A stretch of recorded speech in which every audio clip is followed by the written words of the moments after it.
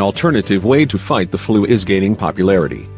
Elderberry syrup is flying off the shelves at local pharmacies. It is a not-so-new flu treatment.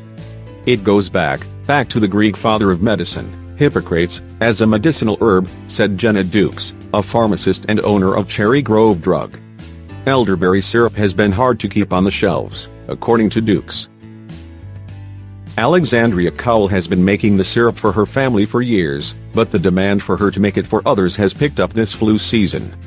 I think that the use of natural treatments is on the rise, because people are really looking for a way to get back to nature, get back to basics, and what can I do that is going to cause the least amount of harm to my body, said Cowell, who sells her elderberry syrup.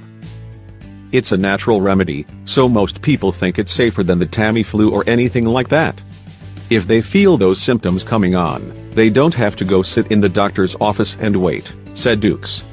But does it work and is it safe?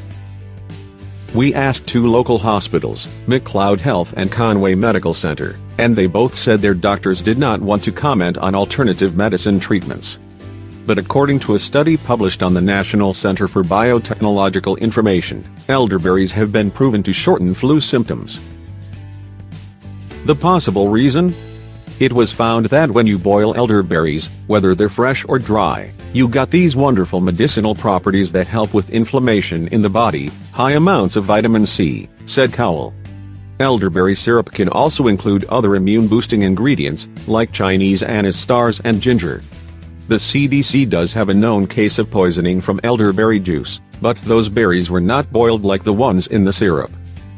A simple elderberry syrup recipe made with dried elderberries, honey and herbs for an immune-boosting and delicious syrup.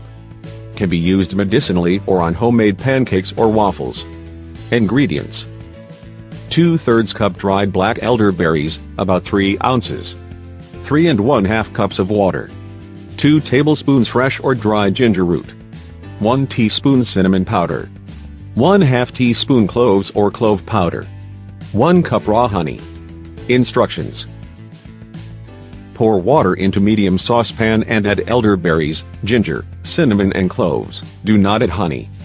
Bring to a boil and then cover and reduce to a simmer for about 45 minutes to an hour until the liquid has reduced by almost half. At that point, remove from heat and let cool enough to be handled. Mash the berries carefully using a spoon or other flat utensil. Pour through a strainer into a glass jar or bowl. Discard the elderberries, or compost them, and let the liquid cool to lukewarm. When it is no longer hot, add 1 cup of honey and stir well. When honey is well mixed into the elderberry mixture, pour the syrup into a quart-sized mason jar or 16-ounce glass bottle of some kind.